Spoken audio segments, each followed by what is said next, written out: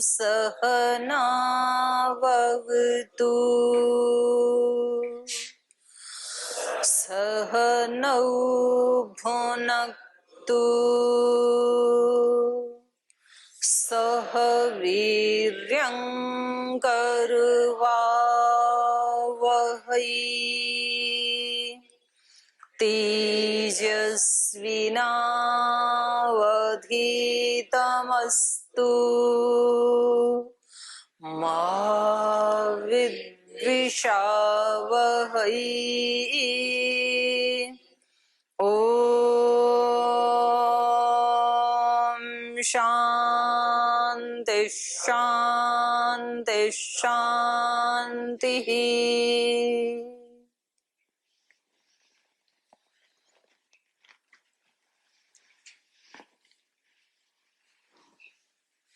तो एक कलयुग का वर्णन चल रहा है। इसकी भूमिका इसलिए बना रहे हैं कि रामायण की आवश्यकता कब पड़ती है। ईश्वर को व्यक्ति कब याद करता है? जब दुखी होता है, सुखी होता है तब नहीं करता है। राम के राज्य की आवश्यकता कब पड़ती है?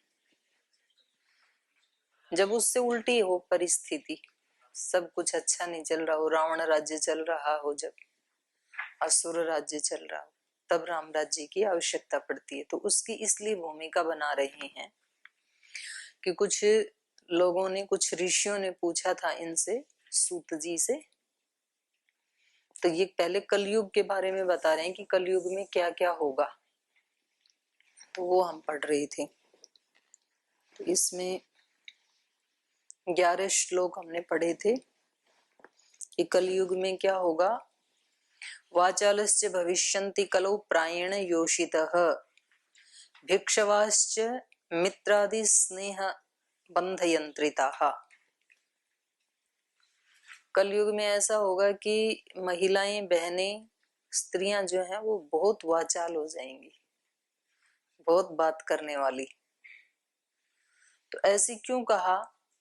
क्योंकि बहनें प्राय स्वभाव से शांत रहने वाली होती हैं। कलयुग में उल्टा होगा।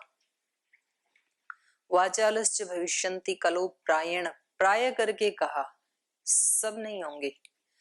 यहाँ जो बैठी हैं वो नहीं होंगी, वो योग मार्ग की पथिक है, योगिनी है वो, प्राय कहा इसलिए।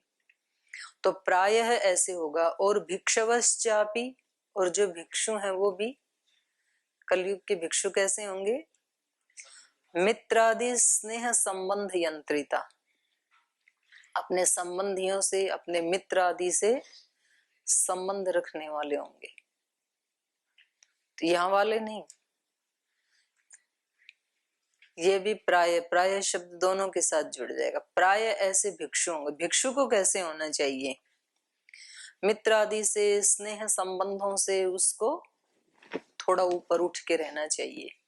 इसका ये अभिप्राय भी नहीं है कि फिर कोई अपने पुराने कोई मित्र आदि आ जाएं या कोई संबंधी आ जाएं तो फिर उनसे हम प्रणाम भी ना करें, बात भी ना करें, ऐसा नहीं है।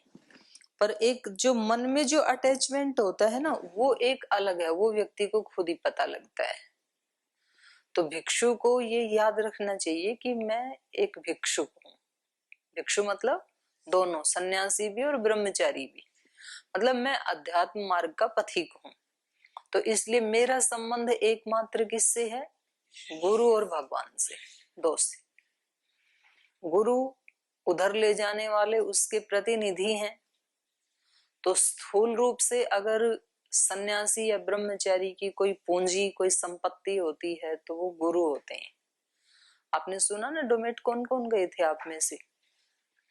तो वहां स्वामी जी ने बताया ना, स्थूल रूप से सन्यासी या ब्रह्मचारी की एक ही संपत्ति होती है, वो होता है गुरु।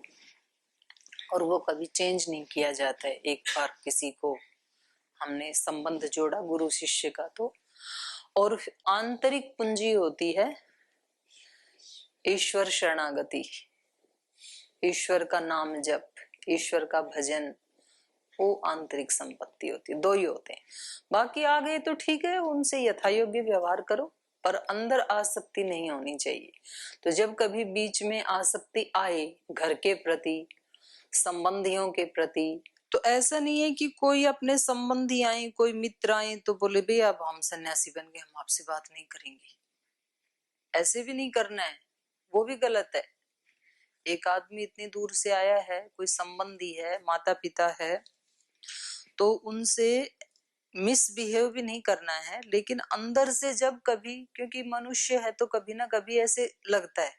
अच्छा, घर वाले जो हैं वो तो योगी बने नहीं अभी, उनको तो यही लगता है कि ये हमारा बेटा है, हमारी बेटी है, और वो अंतिम समय तक लगेगा। तो वो तो बार बार फोन करेंगे, कभी चिट्ठी पत्री डालेंगे, कभी मैसेज भेजेंगे, आ जाओ एक बार, तुम्हारी माँ बहुत बीमार है, तुम्हारा पिता बहुत बीमार है, तुम्हारा दादा बीमार है, बहन की शादी है, भाई, वो तो करेंगे। तो वो अपनी जगह ठीक है, लेकिन आपको तब ये सोचना चाहिए कि मैं अगले जन्म में प्रवेश कर चुका हूँ, वो पिछले जन्म की बातें हैं, इस जन्म की बात नहीं है। पिछले जन्म के संबंध नहीं, अब तो मेरा संबंध दो से ही है, गुरु से और भगवान से। तो ऐसा सोचने से फिर आप बच जाएंगे। तो यही बता रहे हैं, ये भिक्षवश्च मित्रादि स्नेह संबंध यंत्रिता। और क्या होगा? अन्नोपाधि निमित्तेन शिष्यान् बध्नन्ति लोलुपाः उभाभ्यामपि पाणिभ्यां शिरः कण्डोनयंस्त्रयः कुर्वन्त्यो गृहभृत्रेणाम् आज्ञां भेत्स्यत्यतन्द्रिताः पाखण्डालापनिरताः पाखण्डजनसङ्गिनः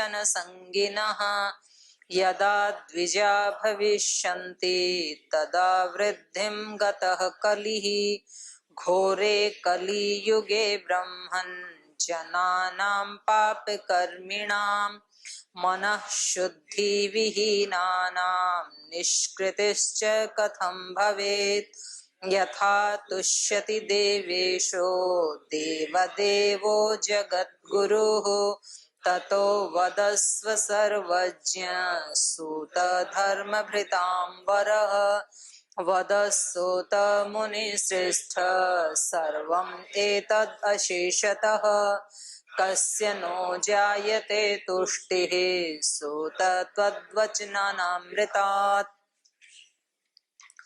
तो ये ऋषि मिलकर के पूछ रहे हैं श्री सूत जी से कि आप अशेषतः संपूर्ण रूप से बताइए। तो ये आगे उसका उत्तर देंगे। तो इसमें क्या होगा? अन्न उपाधि निमित्तेन शिष्यान् बध्नन्ति लोलुपाः। ये भी एक वो चल जाएगा कलयुग में ना, एक धंधा जैसे चल जाएगा कि जिन लोगों को दूसरे लोगों से ज्यादा भिक्षा आदि मांगनी है, दूसरों से धन अर्जित करना है, तो वो बहुत सारे शिष्यों को पकड़ के लाएंगे, क्योंकि उनके नाम पे फिर भिक्षा मांग सकते हैं। तो यहां बताया अन्नोपाधि निमित्तेन शिष्यान् बध्नन्ति, शिष्यों को बध्नन्ति बांध के रखेंगे, कोई इधर से उधर ना हो जाए। तो आज तो यही संघर्ष चल रहा है, अलग अलग ये जो धर्म परिवर्तन है, मजहब का परिवर्तन है, ये सब क्या है? यही है कि जिसके मजहब में जितने ज्यादा अनुयायी उतना ही महान वो धर्म, ऐसा ही माने जाने लगा। तो हर व्यक्ति बहकाने में ज्यादा लगा हुआ है कि हमारा मत सबसे बढ़िया है, हमारा संप्रदाय सबसे उत्तम है, सबसे श्रेष्ठ है, इसके बिना कोई गति नहीं है, हमारा आश्रम, हमारा गुरुकुल, हमारा इंस्टीट्यूट सबसे बेस्ट है, इसमें लगे हुए हैं। जबकि इसमें जो सतयुग की जो भावना है वो ये होनी चाहिए कि हम अधिक से अधिक उच्च चरित्र वाले योगी, तपस्वी, विद्वान, जो सारी सृष्टि को लीड कर सकें, ऐसे व्यक्तित्व कैसे बनाएं।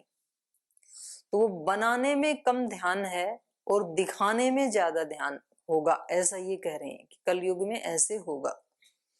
अन्न उपाधि निमित्तेन है, क्योंकि उसको देखने से फिर उनको अन्न आदि दूसरे लोगों से ज्यादा मिल जाएगा। तो भोजन के लिए चिंतित होने के कारण लोभवश शिष्यों का संग्रह करेंगे।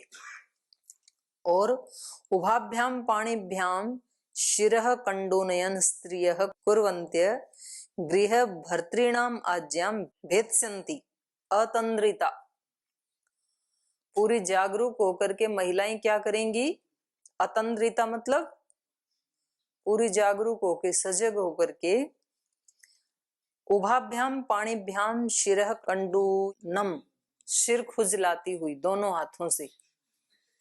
व्यक्ति सिर कब खुजलाते हैं? जब किसी के ऊपर गुस्सा आता है कि अब इसको क्या दंड दिया जाए, जैसे करता है ना। अच्छा, तो वो दोनों हाथों से सिर खुजलाती हुई स्त्रियां, महिलाएं, गृह भर्तॄणाम आज्ञाम भेत्स्यन्ति, जो गृहपति हैं, माने घर के जो बड़े हैं, घर के बड़े होते हैं माता पिता, सास ससुर, बड़े बुजुर्ग। तो जब अनमैरिड हैं तब तो माता पिता आदि होते हैं घर के बड़े, गृहपति।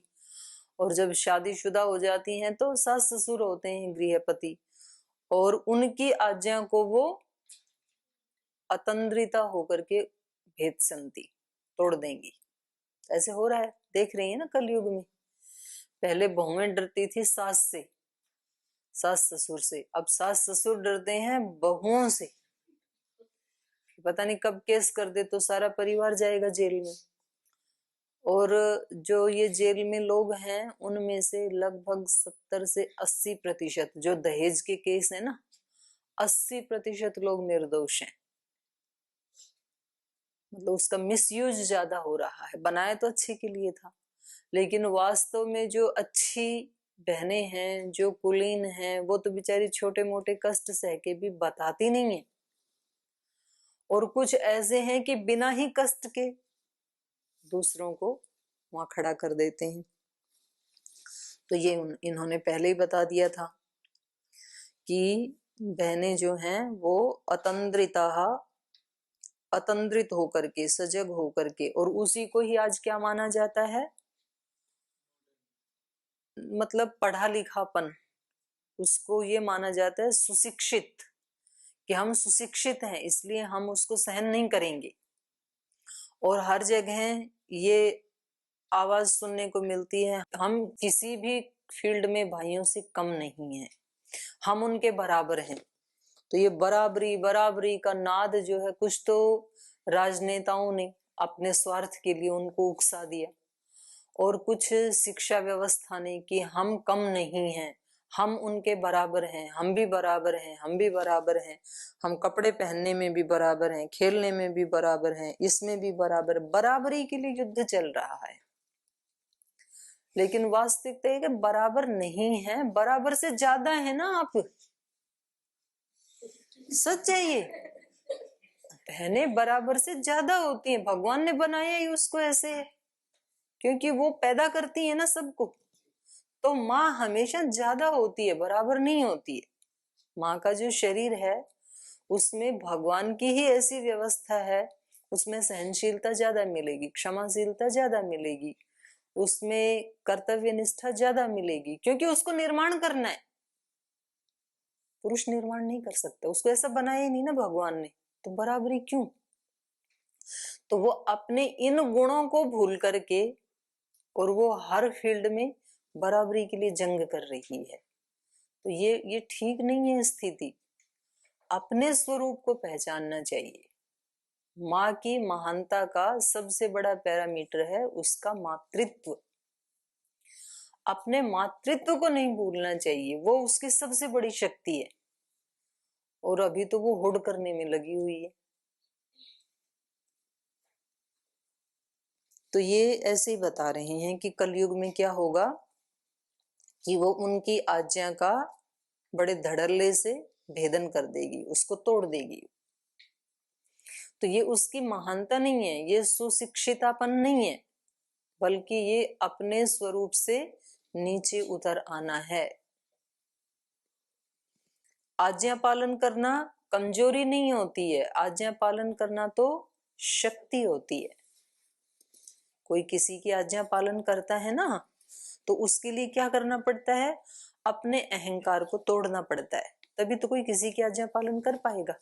और अहंकार को तोड़ना कमजोरी है कि ताकत है? वो तो बहुत बड़ी ताकत है, अपने अहंकार को तोड़ना। साधना का मतलब क्या बताया था स्वामी जी ने उस दिन? डुमेट वाले स्वामी जी ने बताया था ना कि साधना क्या है? अहंकार जितना जितना टूटेगा उतनी उतनी साधना बढ़ेगी। साधना का पैरामीटर ये है। साधना का पैरामीटर ये नहीं है कि जो मैं चाहूं वो सब वैसा करता जाऊं, कि देखो मैंने सबको झुका दिया, मैंने सबसे मनवा ली अपनी बात। ये नहीं है। मैंने अपने अहंकार को कितना तोड़ दिया, अपने अहंकार पे मेरा कितना काबू है, कि मेरी इच्छा पूरी नहीं भी हुई और फिर भी मैं विचलित नहीं हुआ। क्योंकि इच्छाएं तो अहंकार की है ना, मन की हैं, अहंकार की हैं। तो अहंकार को तोड़ता है साधक, और उसमें माता पिता गुरु निमित्त बनते हैं, बड़े लोग निमित्त बनते हैं हमारे अहंकार को तोड़ने में। तो वास्तव में तो हमें उनका धन्यवाद करना चाहिए कि आपकी कृपा से मेरा अहंकार टूट गए, नहीं तो मैं तो ऐसे था तने की तरह से अड़ा हुआ।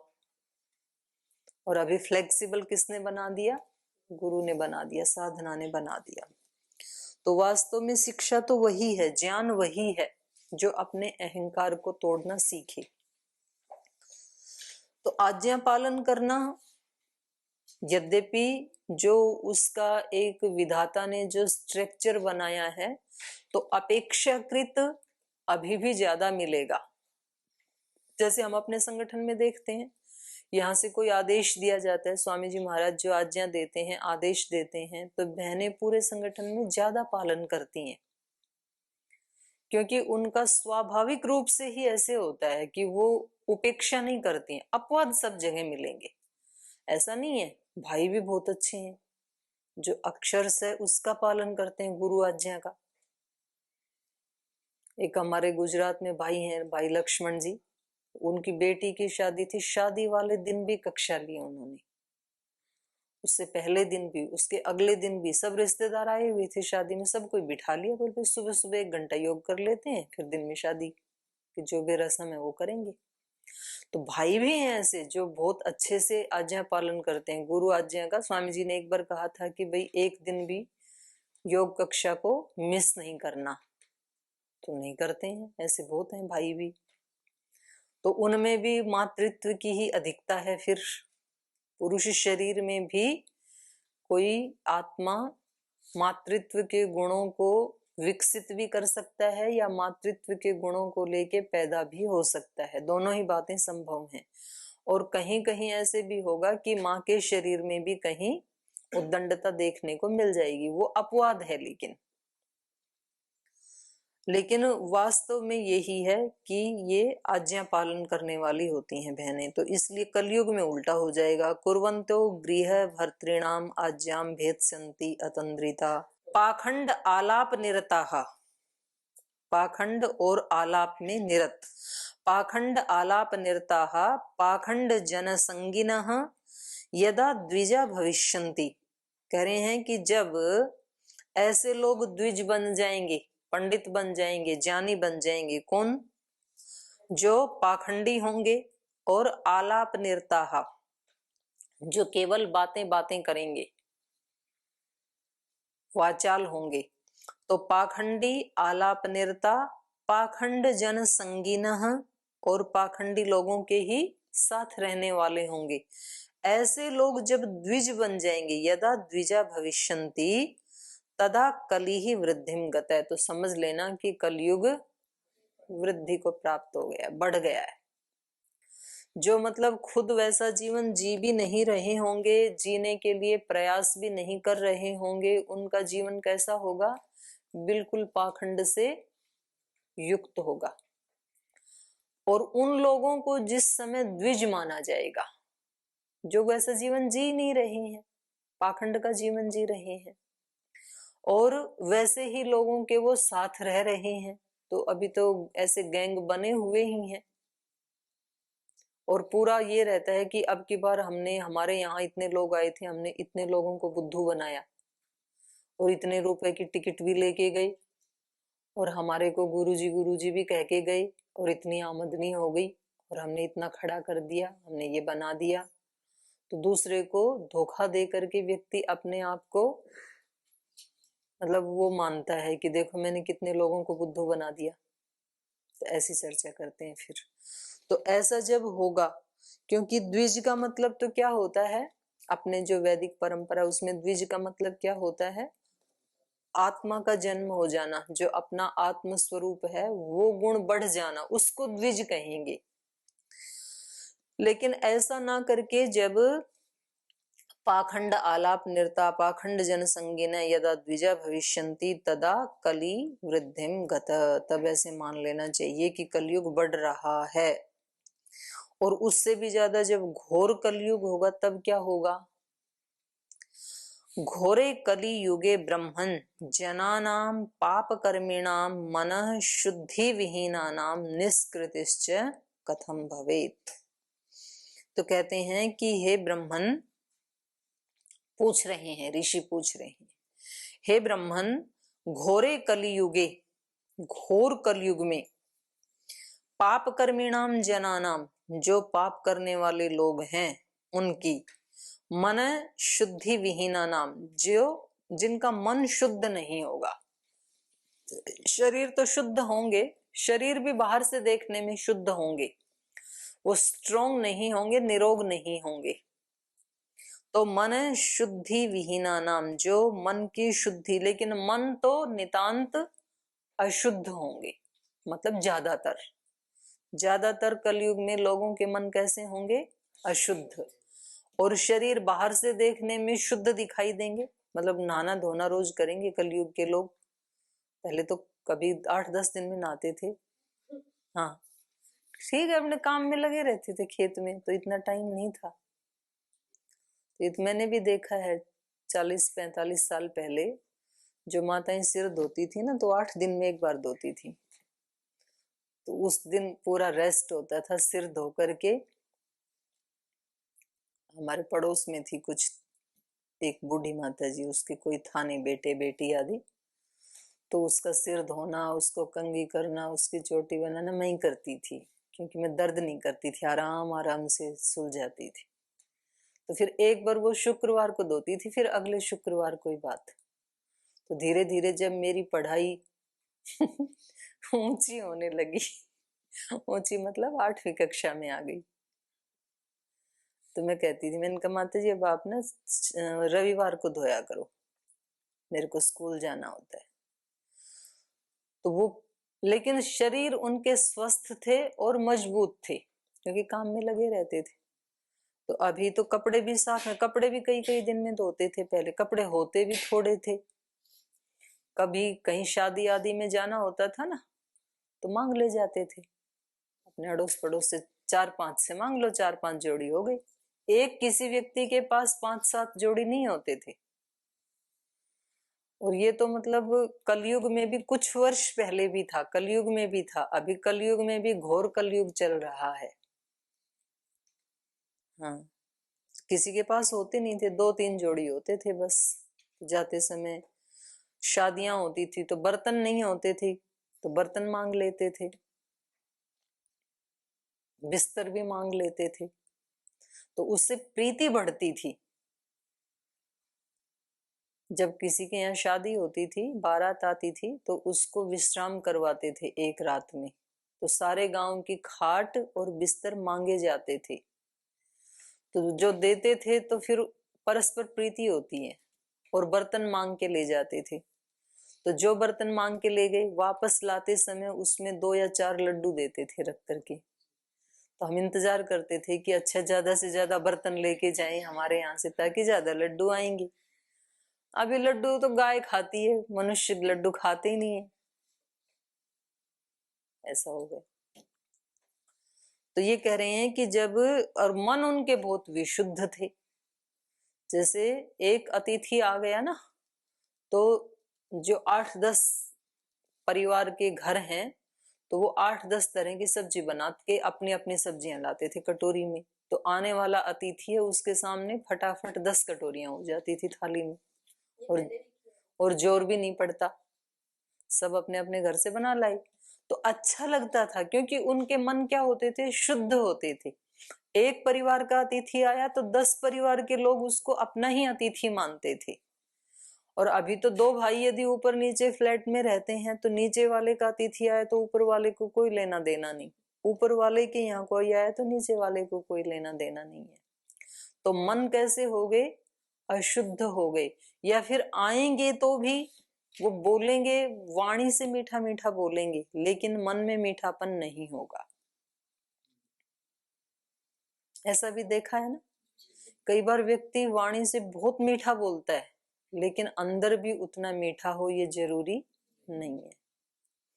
तो इसलिए इन्होंने कहा मन कैसे होंगे, मन है शुद्धि विहीना नाम निष्कृतिश्च कथम भवेत। तो उन लोगों की मुक्ति कैसे होगी ये पूछ रहे हैं कि कलयुग में जब इतना पतन हो चुका होगा तो हे ब्रह्मन आप बताइए कि उनकी मुक्ति का क्या उपाय होगा, कैसे उनका, क्योंकि शुद्ध तो करना ही पड़ेगा। जो जो बढ़ाया है हमने अशुद्धि को, उसको कौन ठीक करेगा, हमें ही ठीक करना पड़ेगा। तो उसका उपाय क्या, कैसे यू टर्न कैसे लें अब। तदा तुष्यति देवेशो देव देवो जगत गुरु ततो वदस्व सर्वज्ञ सूत धर्म भृताम वर। हे धर्म भृताम वर, धर्म प्रधान लोगों में श्रेष्ठ, धार्मिक लोगों में श्रेष्ठ हे सूत जी, वदस्व आप ही बताइए, यथा तुष्यति देवेश, वो कौन सा उपाय है जिससे वो देवेश प्रसन्न हो जाएंगे। ऐसे लोग उस भगवान को किस उपाय से प्रसन्न कर पाएंगे।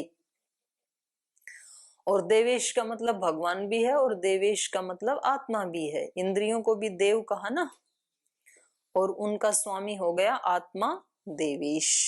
तो वो अपनी आत्मा को कैसे प्रसन्न कर पाएंगे, क्योंकि आत्मा व्यक्ति की शोक युक्त है, प्रसन्नता से युक्त नहीं है। बहुत सारा धन भी है, बहुत सारी डिग्रियां भी हैं, पद भी हैं, प्रतिष्ठा भी है, लेकिन तो भी आत्मा क्या है, शोक युक्त है। जैसे अर्जुन का शोक युक्त था ना, तो ऐसे कलयुग में आत्मा शोक युक्त है। तो आत्मा कैसे प्रसन्नता से युक्त हो, शोक को कैसे तरे। गीता में क्या बताया शोक से तरने का उपाय, 18वें अध्याय में क्या बताया, शोक को कैसे तरा अर्जुन ने, अनन्य शरणागति, और कोई उपाय नहीं है। अनन्य शरणागति जो है वो ही एकमात्र शोक से पार जाने का उपाय है। व्यक्ति की आत्मा में जो शोक है वो किसी भी औषधि से, किसी टॉनिक से, किसी पैसे से, पद से, प्रतिष्ठा से वो शोक दूर हो ही नहीं सकता है। एकमात्र उपाय क्या है, योग युक्त होना, ईश्वर की अनन्य शरणागति में रहना, ईश्वर प्रणिधान की स्थिति में रहना, वही हमारे दोषों को दूर कर सकता है। उसी में पावर है केवल वो। जो इतने अशुद्ध अंतःकरण हो चुके हैं तो वो अंधेरा तो सूर्य से ही मिटाया जा सकता है, और कोई उसका उपाय नहीं है। वहां पर दीपक मोमबत्ती सब छोटे पड़ जाएंगे, क्योंकि अंधकार अत्यंत गहन हो चुका है। तो अब तो सूर्योदय होना ही पड़ेगा। तो इसलिए कहा यथा तुष्यति देवेश देव देवो जगत गुरु, ये भगवान के लिए है। देवाधिदेव देवेश्वर जगत गुरु भगवान जिस प्रकार से संतुष्ट हो, यथा तुष्यति जैसे वो प्रसन्न हो, तत वदस्व ऐसा कोई उपाय हमें बताइए।